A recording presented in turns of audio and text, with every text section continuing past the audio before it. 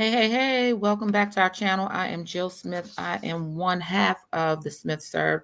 Although we're a for-profit company, we are on a mission to help nonprofit founders with their missions, providing tools, resources, tips, coaching, um, all that good stuff to help with their missions, your mission, to impact communities, change lives. And so that's what we do.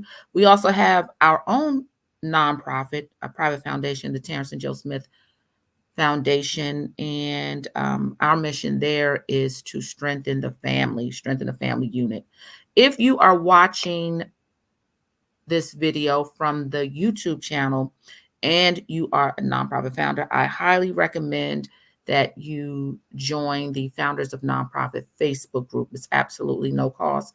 The link is at the bottom. And if you are watching this video from the Founders of Nonprofit Facebook group, please make sure that you subscribe to our YouTube channel. All right. Subscribe to our YouTube channel.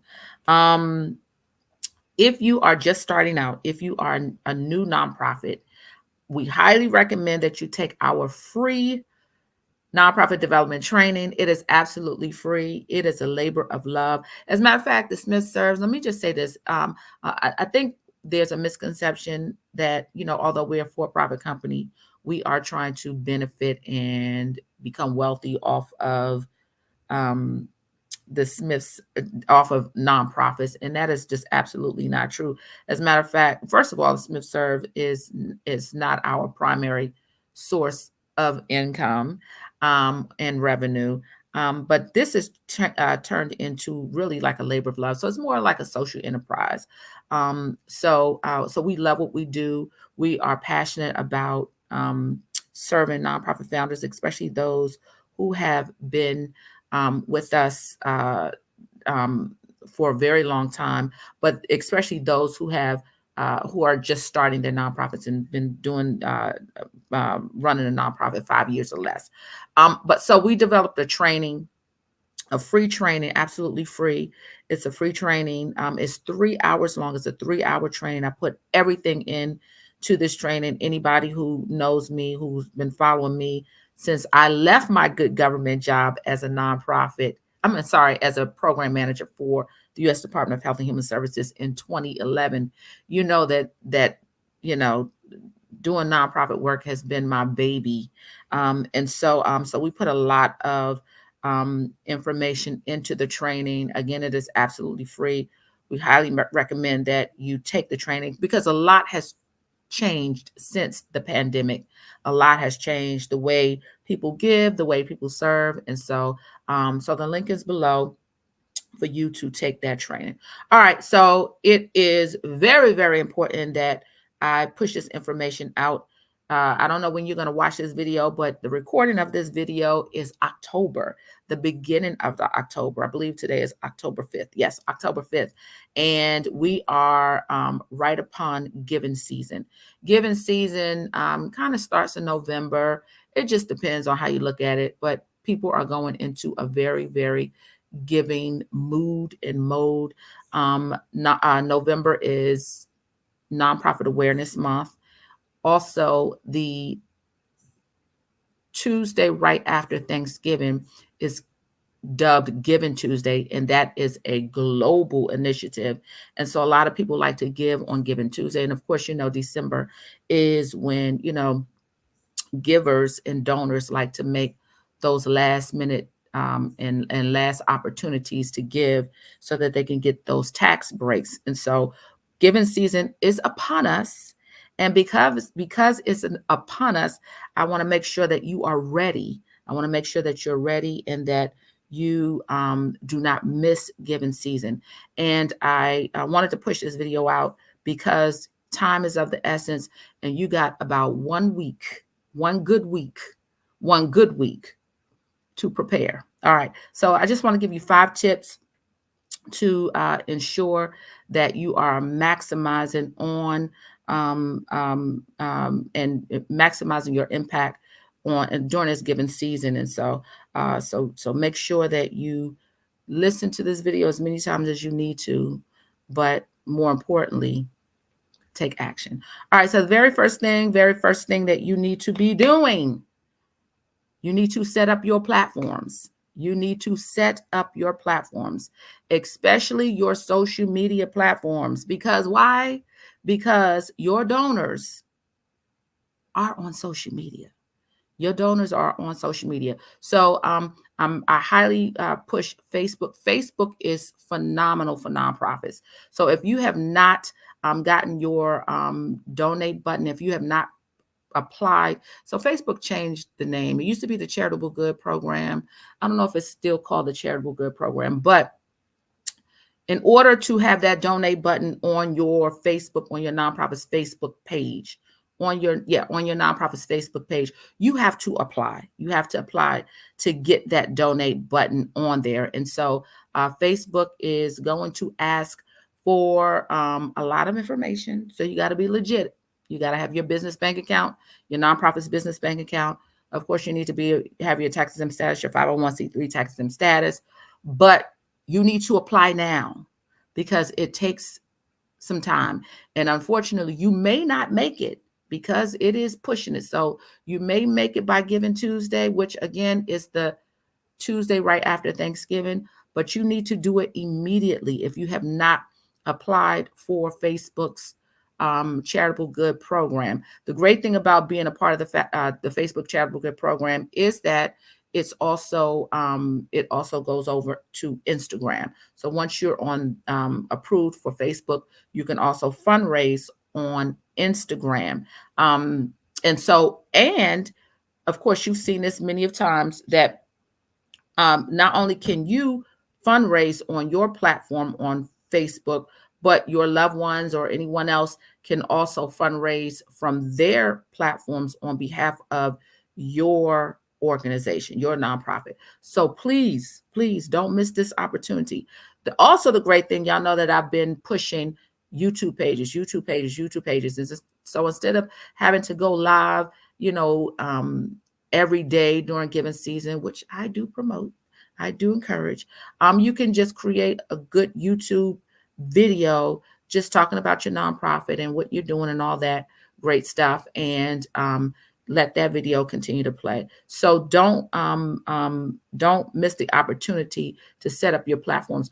Also, you need to have a good fundraising platform. So you need to have a good link in addition to Facebook. I think Facebook goes through, I forget what platform they go through now. They used to go through Network for Good, but I also highly recommend that you get another another fundraising platform as well. I'll put the link at the bottom, the one that I recommend, that I highly recommend.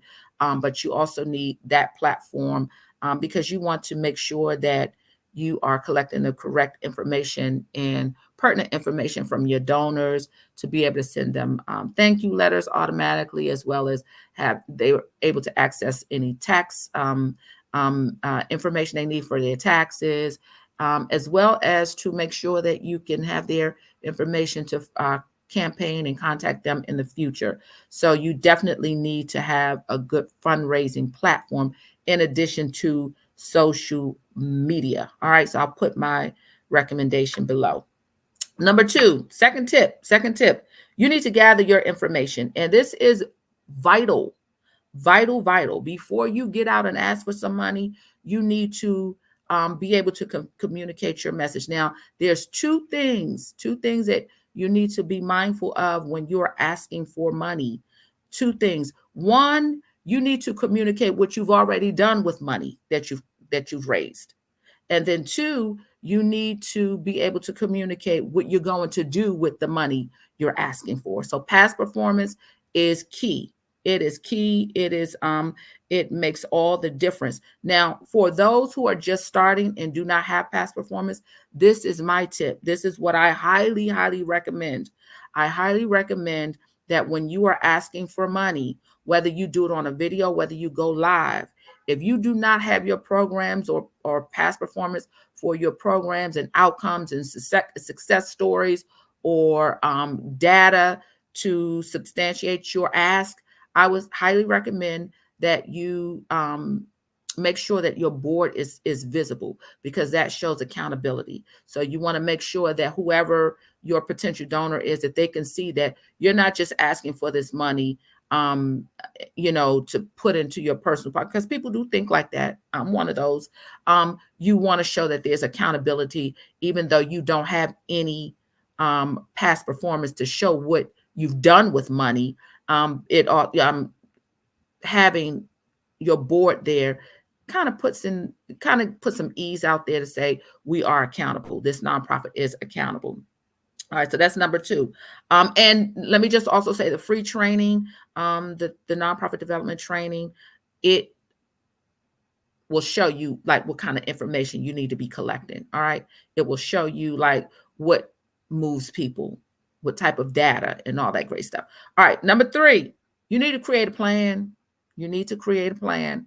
You need to create a plan. You need to create a plan. Your plan needs to answer all of those W's. What you plan to do, who you plan to target, why, how, where, when.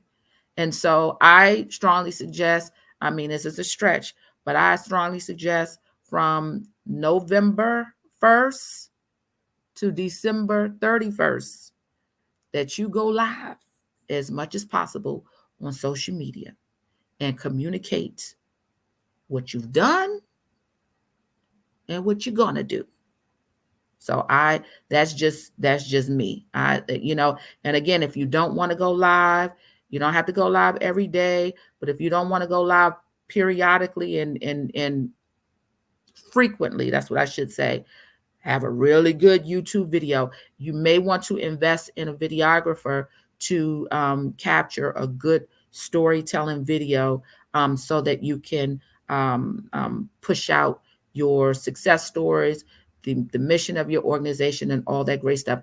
But you need a plan. You need a good plan of what you need. Now, let me just say, you're a little late doing this plan, because your plan needed to happen at the beginning of the year for the entire year. But you can put together a quick fundraising plan for these next 60 days, so that you will not miss out. In the Activate Toolkit, there's over 40 tools, nonprofit development, board development tools, sponsorship tools, all kinds. There's a grant proposal template, a federal government grant proposal template, all kind of tools. But one of the tools in there is a fundraising plan. Also, a social media plan is in there as well. So you may want to grab that. I'll put the link at the bottom for you. So you definitely need a plan. The fourth thing that you need to do, you need to execute. You need to execute your plan. I cannot tell you how many people tell me that they're just going to wait for next given season. Now, although you can fundraise all during the year, because let me just remind you again that a third of your revenue must come from the public. So in addition to sponsors and all that great stuff, you need to be hitting up the public for funds, for donations.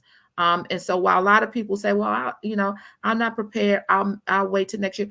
You don't realize, if that's you, how much money you are leaving on the table. I have clients, former and current, that on Giving Tuesday, just in one day, matter of fact, I can't even say in one day, in hours, in about 4 hours, raised thousands of dollars. So you don't want to miss this given season. You don't want to miss it. With that being said, you've got to execute the plan. You got to remove that fear. And if you are afraid to get out there, then that's why a good board is needed.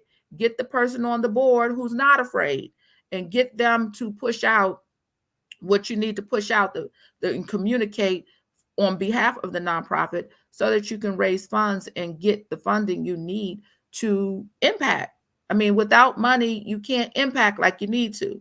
All right, so that's number 4. And then number 5, you need to be able to, after a given season is over, you need to report outcomes to those donors who have given to you. So make sure that you send them a newsletter and thanking them for their donation, and telling them what their donation has done, like the impact that is done. So that is very vital, that you continue to communicate with your donors.